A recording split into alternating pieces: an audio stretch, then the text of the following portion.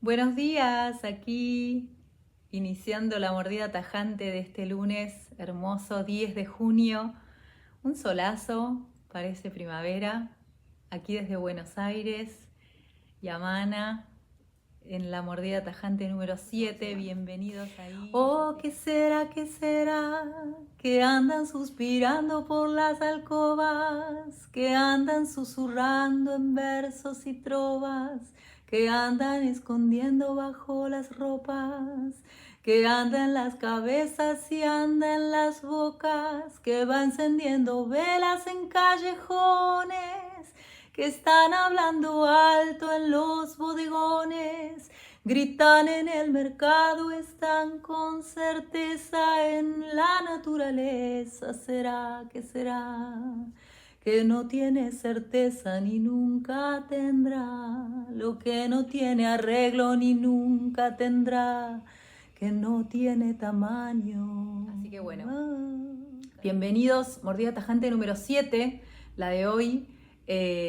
Muy contenta de estar acá compartiendo este espacio para la voz humana, para el canto y para también todo lo que bordea, lo que está cerquita del canto, que es un montón de cosas, además de las cuerdas vocales y además de la afinación y además de las notas, los agudos y los graves.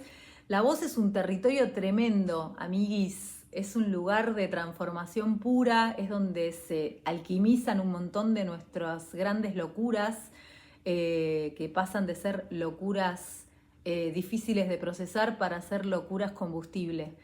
Y todo eso se escucha en nuestro instrumento, en este espacio sagrado que es la posibilidad que tenemos de conectarnos con el mundo a partir de lo que pasa puertas adentro. Yo cada vez más entiendo que cantar tiene que ver con eso, con transformar locura oscura en locura clara. En traducir lo que estamos viviendo adentro, que podríamos llamar lo intraducible, en algo que medianamente pueda llegar a ser lenguaje, que pueda llegar a ser código, significante, que pueda llegar a ser poesía. Hace 3 encuentros, este es el tercero, que vengo hablando de la voz como un mapa. Y la voz como un mapa empezó siendo el mapa de infancia, la voz de infancia, cómo ese territorio nos moldea de semejante manera, cómo nos hace volver a casa, pensar en cómo era la voz en el espacio en donde nosotros nacimos y donde nos criamos. El capítulo anterior tuvo que ver con la voz geográfica, cómo era la geografía del lugar donde vivíamos y donde nacimos o donde nos criamos o donde pasamos espacios, momentos de la vida significantes o grandes cambios geográficos, cómo nos va cambiando la voz de acuerdo a donde vivimos o a las geografías que nos van transformando el sonido porque de repente vivimos en un lugar súper silencioso toda la vida y nos mudamos a una gran ciudad o somos gente de mar o somos gente de río o somos gente de llanura. Cómo eso se escucha en nuestras voces, más allá de la tonada, ¿no? Que es la parte más evidente de la geografía. Y hoy tenía ganas de traer una forma del mapa que moldea nuestra voz y que nuestra voz cuenta, narra, que es la voz de nuestro oficio. El oficio que hemos elegido, el trabajo, el laburo, el hacer cotidiano, como algo que nos va impregnando información y que se va transformando en un camino. Y viste que uno caminante, no hay camino, se hace camino al andar, decía el grandísimo poeta. Bueno, este oficio elegido, esta tarea que nos da de comer y la tarea que nos va forjando el cotidiano también, se transforma en un camino que nos va trayendo información que a veces se pregna de una manera y se vuelve nuestro paisaje cotidiano. Y este oficio muchas veces nos propone desafíos y como todo desafío nos devuelve tesoros. Y a veces esos tesoros son difíciles de entender como tesoros porque la voz cotidiana es un lugar en donde a veces se nos vuelve callo ese lugar, ¿no?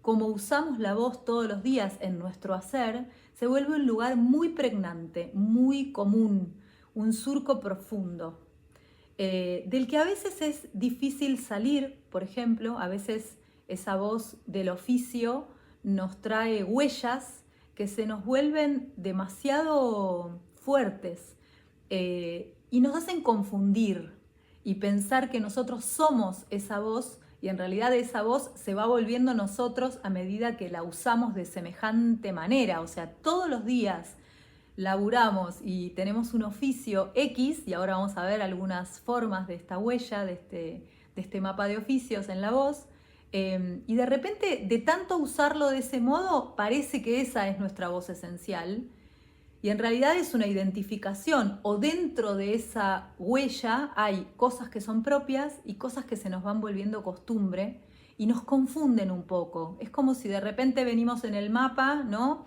Hoy vamos a ser un poco más actuales y decir, viene el GPS, y nos habrá pasado a todos que de repente se corta la señal en el GPS y el GPS te empieza a mandar para cualquier lado. Bueno, a veces el oficio o la forma en la que usamos nuestra voz cotidianamente, y sobre todo cuando esto tiene que ver con nuestra subsistencia, que es donde nosotros ponemos un montón de pasión, porque sobrevivir nos despierta una gran pasión.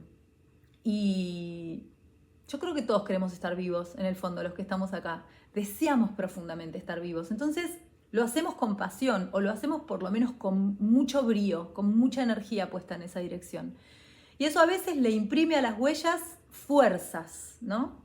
Entonces, mi deseo de abrir este mapa de los oficios en la voz tiene que ver con empezar a registrar cuánto de esa huella sonora que se impregna de nuestro hacer cotidiano es realmente propia, es el lugar elegido, o cuando esa huella se empieza a volver un poco pesada, o cuando no estamos entendiendo del todo esa huella del oficio en nuestro sonido, y no logramos transformar eso en combustible y se transforma en un yugo, en algo que cargo.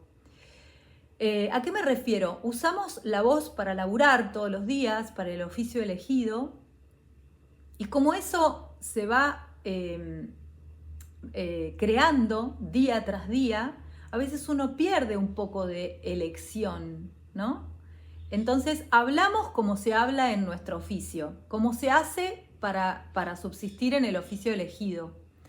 Hablamos como hay que hablar en ese territorio en el cual laburamos, en ese contexto social, en ese contexto humano, en ese contexto edilicio muchas veces.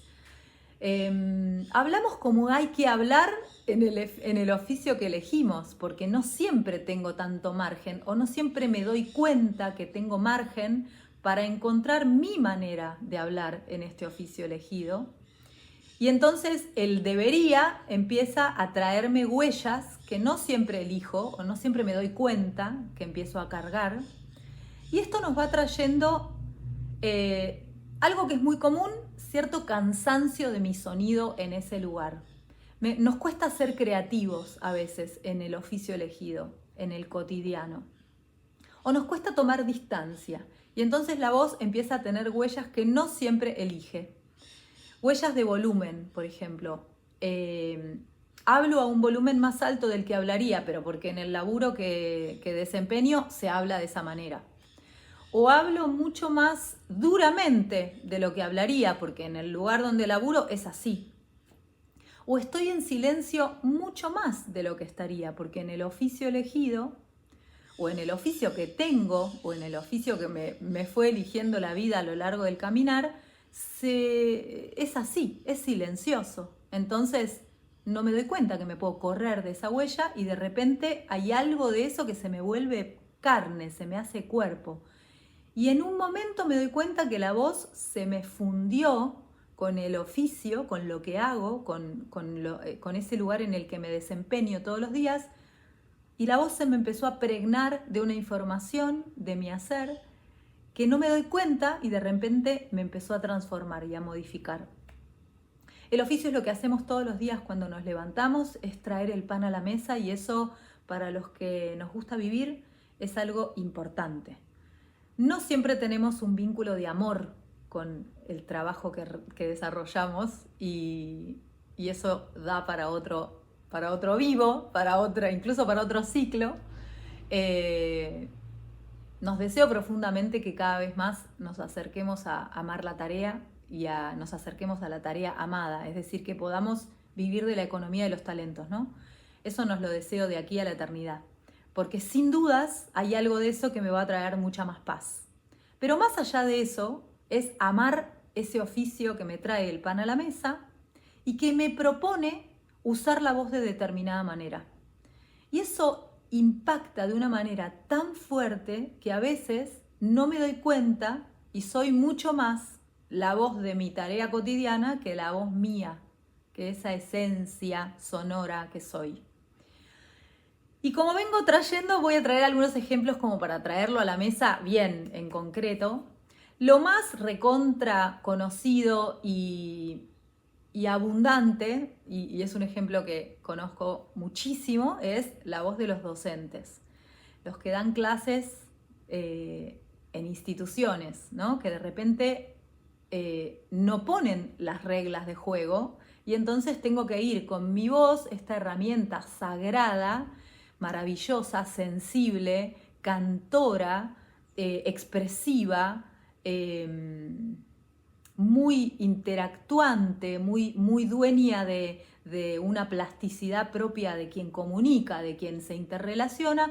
Llego al espacio, al aula, y de repente me encuentro un lugar no siempre muy amoroso en relación al sonido. Por ejemplo, aulas en donde se escucha, el audio es fatal porque rebota, porque cuesta que se escuche, porque el ruido de las aulas de repente impacta un montón y tengo que hacer un laburo enorme para que se me escuche en ese contexto, porque hay un código en el lugar donde doy clases o donde damos clases que nadie hace silencio, en donde la voz no es valorada como un bien, como digo yo, no renovable, sino, bueno, es un elemento más. La voz de los docentes debe ser el lugar menos cuidado de todo el mundo de los sonidos. Ser docente es de una entrega sonora inmensa, inmensa. Y yo veo docentes haciendo malabares para encontrar ese punto medio entre la voz como una herramienta de gozo y la voz como una herramienta utilitaria. Es decir, yo nunca entiendo cómo en las formaciones, y acá no quiero entrar en mi modo queja porque soy horrible ahí, o sea, me pongo muy fea, pero un pequeño paréntesis para decir, la formación de los docentes debe ser de los lugares en donde más hace falta un trabajo sonoro humano. ¿Cómo puede ser que la voz sea una herramienta tan fundamental para enseñar y para aprender y haya tan pocas herramientas de cuidado para la voz de los docentes? Bueno, la voz docente, la voz del que enseña, del que transmite conocimientos y procesos de conocimiento, de interacción, es una huella muy fuerte que muchas veces, y esto lo digo con conocimiento de causa, rompe el propio canto. O sea, de repente entrego mi voz como docente en el aula y pierdo el canto. No encuentro ese punto medio en el cual cumplir mi tarea y que esa tarea sea de cuidado para mí, para que la voz cantora o cantarina esté sana, esté limpia, esté feliz, ¿no? Plena, vital. Un lugar en donde claramente la voz del oficio viene a traer un montón de información. Porque muchas veces voy a tener que dialogar, y iba a decir pelear, pero no, porque pelear trae ruptura, dialogar con un contexto que es muchas veces hostil. Entonces, ¿cómo hacer para que esta huella del oficio no me quiebre? Como para que el camino no me destruya el andar. Gran dilema, gran dilema. Yo siempre, me ha tocado, gracias a Dios, un montón de veces trabajar en espacios docentes, haciendo trabajos de formación, y recibo muchos docentes en los cursos y en los talleres. Gente que se cansa de no cantar porque da clases. Entonces, la buena noticia es que siempre hay formas de volver a casa. Y entonces, hay mucho por hacer y mucho por recuperar. Lo ideal sería no tener que recuperar y que en nuestros espacios de formación docente haya herramientas sonoras, vocales, respiratorias y sensiblemente sonoras para poder entrar al aula en otras condiciones. y también empezar a traer la dimensión sonora, vocal, de interacción sonora humana, como una de las herramientas a cuidar en un contexto de aprendizaje. Sobre todo porque claramente no va a ser igual para alguien que recibe una clase, recibirlo a través de una voz sana y una voz feliz en sí misma, que a través de una voz rota. No es lo mismo cómo me llega una información a mí como alumna, ¿no? como receptora de esa clase, recibir de una voz que está agotada que recibir de una voz que está feliz de estar sonando.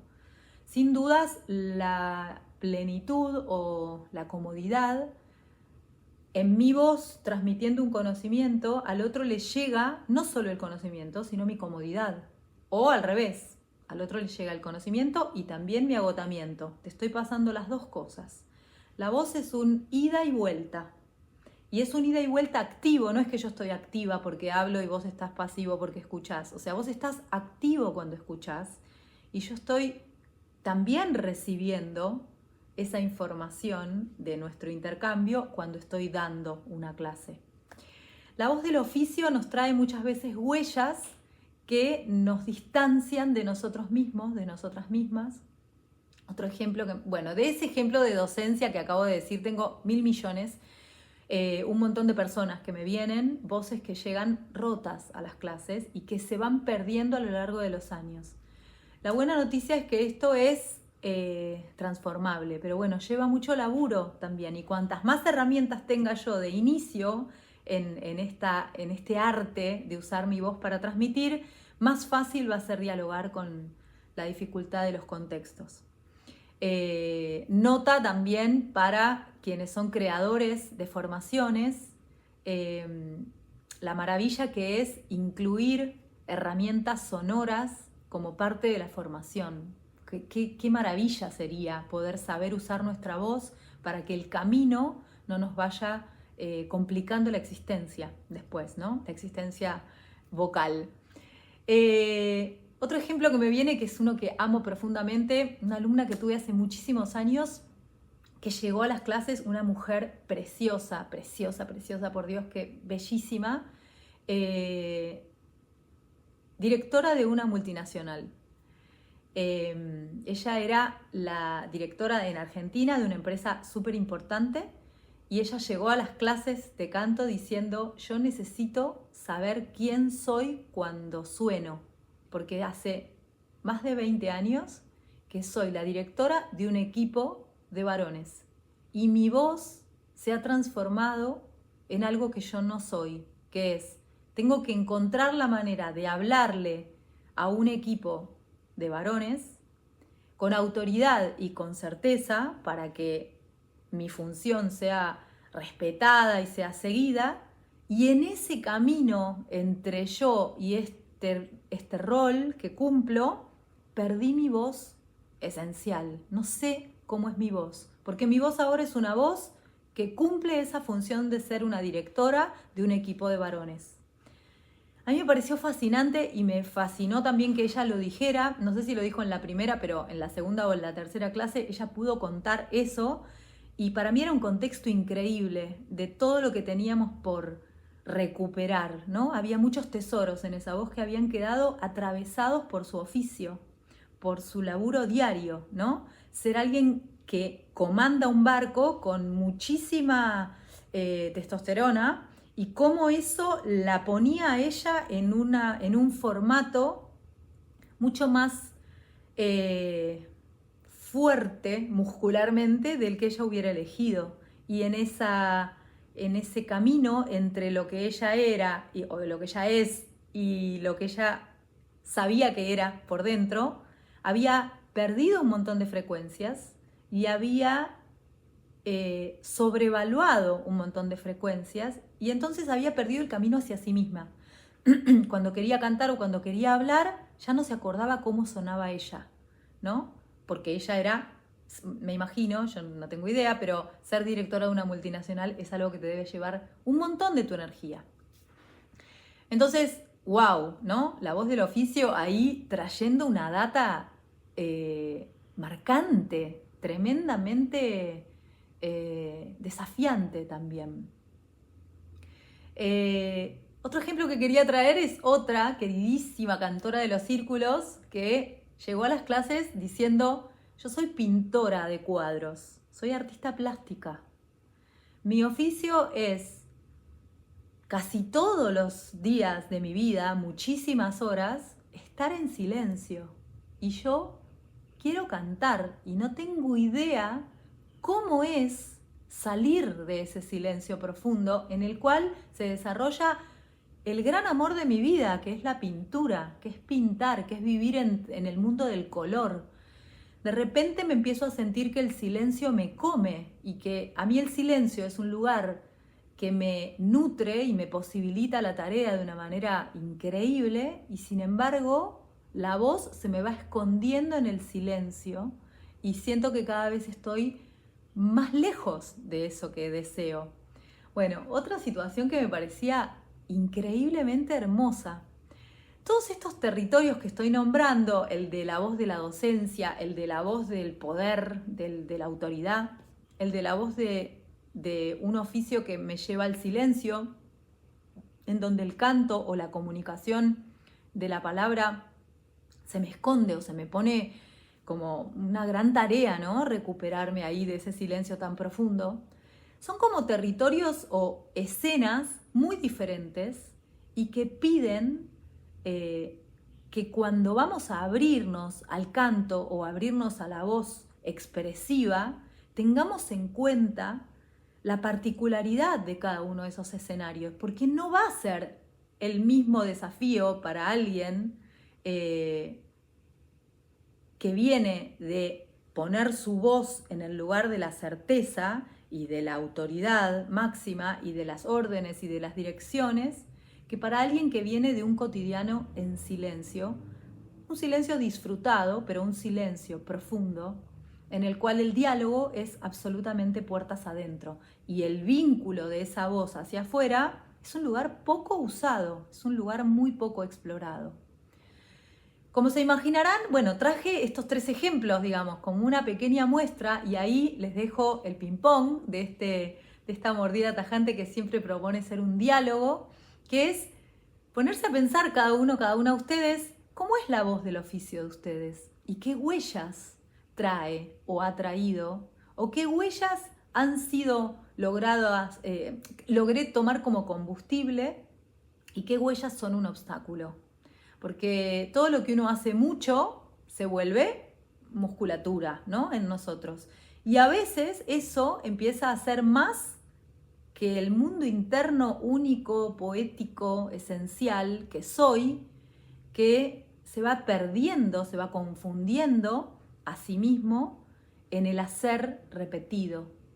Entonces, varias preguntas voy a traer y voy a dejar como tesoritos de la mañana, que es tu huella cotidiana, tu huella del oficio, cómo impacta en tu voz, cómo ha impactado a lo largo del tiempo, qué cosas lograste transformar en combustible de eso, del oficio, y qué cosas se han transformado de a poquito en, de alguna manera, un obstáculo a atravesar, ¿viste? Como algo que hay que saltar. Y ojo, porque también quiero traer como un bonus track de ejemplo, que es, muchas veces los cantores, las cantoras, también nos vamos transformando gracias a esto de ser mirados o escuchados o empezar a tener cierto nombre puertas afuera. Entonces, como de repente ya no estoy tan sola yo y mi oficio, sino que soy en relación a lo que el otro ve de mí y hay un montón de cosas. Como a veces los artistas o los cantores, los músicos, las músicas, vamos también olvidándonos, perdiendo la huella de quienes somos, y empezamos a encontrar un lugar en donde mi voz del oficio de cantora le gusta al otro, es aceptado, y empiezo a tener una identidad más cerca a lo que le gusta al otro que a lo que yo realmente sonaría por mí misma. No sé si se entiende esto que digo. A veces los artistas empezamos a sonar más como le gusta al otro que como realmente me gusta a mí, o como yo soy, o como yo siento plenitud, placer, verdad, puertas adentro. ¿Se entiende esto que digo? A ver, alguno que está por ahí, veo caritas, nombrecitos conocidos. Esto que quiero nombrar tiene que ver sí o sí con la honestidad. A veces es una honestidad que se me pierde, ¿no? No me doy cuenta, se me empieza a confundir en el camino. A mí me parece muy hermosa esta pregunta y esta foto de sacarnos, de estar atentos, atentas, a no estar sonando como hay que sonar, sino como yo sueno, como yo soy realmente. Por supuesto, técnicamente cada vez mejor. No estoy hablando de no tener técnica, al contrario, estoy diciendo cómo poder pulir ese diamante que cada uno es sin que ese diamante quede condicionado por la forma en la que es usado cotidianamente, que es una forma que se vuelve pregnante para nosotros, nosotras. Les dejo entonces esta preguntita de lunes a la mañana, de mordida tajante número 7. ¿Cómo es la voz de tu oficio? Gracias, qué lindo. Claro, profundo y cuestionador, me dice Abre Neptuno, que anda por las Europas. Ya se escucha desde allá, vamos. ¿Cómo es la voz de tu oficio? ¿La voz de tu oficio te ayuda a expresarte? ¿Es combustible para tu canto, para tu voz hablada, para tu poética sonora? ¿O es obstáculo? ¿Te acostumbraste a ese obstáculo y te empezaste a convencer que de esa no podías salir? ¿O podés usarlo como trampolín para saltar y a partir de ahí seguir profundizando, investigando? Esa voz de oficio tuyo, ¿llegás a reconocerla?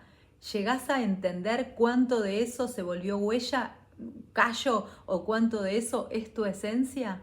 ¿Te sentís cómoda, cómodo con esa voz de oficio? ¿Sentís que sos vos? ¿O sentís que ella ya empieza a andar sola y te perdiste? Se te desprendió la locomotora del vagón. ¿Llegás a distinguir la voz de tu oficio? ¿Llegás a distinguir si tu oficio te ayuda a expresarte o un poquito te pone en el desafío de hacerte algunas preguntas más? Voy a hacer esta pregunta acá in situ. ¿Se animan a escribir algo? ¿Llegan a escuchar la voz del propio oficio? Esto lo vamos a estar también compartiendo muy prontito por Spotify en formato podcast, y abro la pregunta a quien lo esté escuchando en el momento en el que lo esté escuchando. Bueno, muy contenta estaría yo si les dan ganas de contestar. Voy a, por supuesto, colgar este vivo de hoy ahí en el Instagram de VozLab, y están invitadas a escribir, a comentar. Sé que hay gente que lo escucha después, a lo largo de la semana. Invito a hacernos primero las preguntas y después también a usar esas preguntas como combustible, como preguntas que hagan más preguntas y que puedan traer sobre todo cercanía con la propia voz, ¿no? Volver a recuperar esa sensación de intimidad con la voz. Con la voz, con el canto, con la palabra hablada y con ese territorio de interacción entre el mundo interno y el mundo de afuera. Gracias a cada uno, cada una por sumarse. Unas personas hermosas hay hoy en el vivo.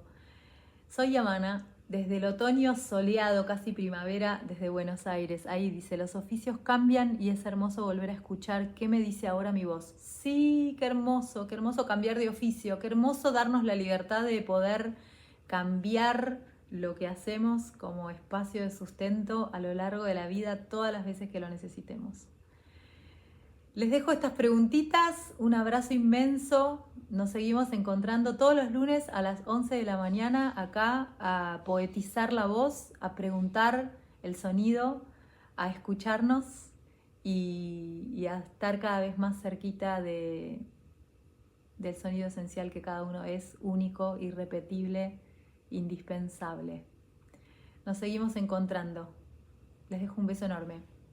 Gracias. Gracias, que estén muy bien. Oh, ¿qué será, que viven las ideas de los amantes, que cantan los poetas más delirantes, que juran los profetas embriagados, que está en la romería de mutilados, que está en las fantasías más infelices, lo sueñan de mañana las meretrices, lo piensan los bandidos, los desvalidos en todos los sentidos. ¿Será, que no tiene decencia ni nunca tendrá?